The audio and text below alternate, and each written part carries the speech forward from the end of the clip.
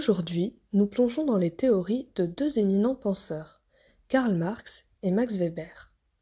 Leur vision de la stratification sociale offre des perspectives uniques sur la manière dont les sociétés sont organisées. Restez avec nous pour découvrir les points communs et les divergences entre ces deux grandes figures.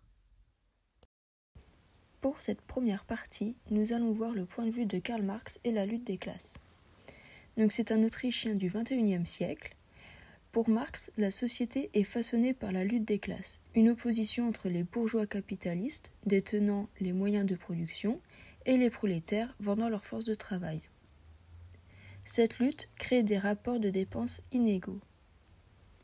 Marx distingue plusieurs modes de production, chacun engendrant deux classes distinctes, une dominante et une dominée. Ces modes de production résultent de la combinaison des forces productives et des rapports de production. Les forces productives comprennent les ressources matérielles humaines, tandis que les rapports de production définissent les relations entre agents productifs, comme le rapport salarié-employeur. Pour ce deuxième point, nous allons voir les classes selon Marx.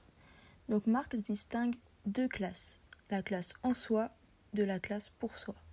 La première partage des caractéristiques économiques et sociales, mais n'a pas encore pris conscience de ses intérêts communs. La seconde, en revanche, a une conscience de classe et est déterminée à défendre ses intérêts. Cette conscience de classe forge des liens sociaux forts au sein du groupe et favorise la mobilisation. Les intérêts bourgeois et prolétaires s'opposent, créant un conflit fondamental.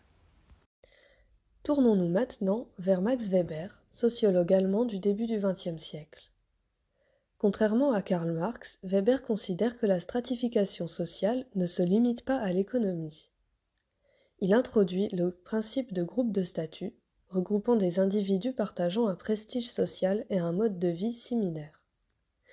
Il souligne que partager une situation économique ne garantit pas nécessairement une mobilisation commune. Marx et Weber convergent sur un point essentiel, la reconnaissance de l'existence de groupes sociaux. Chacun d'entre nous est défini par sa place dans le processus de production, influençant alors son niveau de richesse. Cependant, leurs perspectives divergent. Pour Marx, le conflit est central et la conscience de classe est cruciale.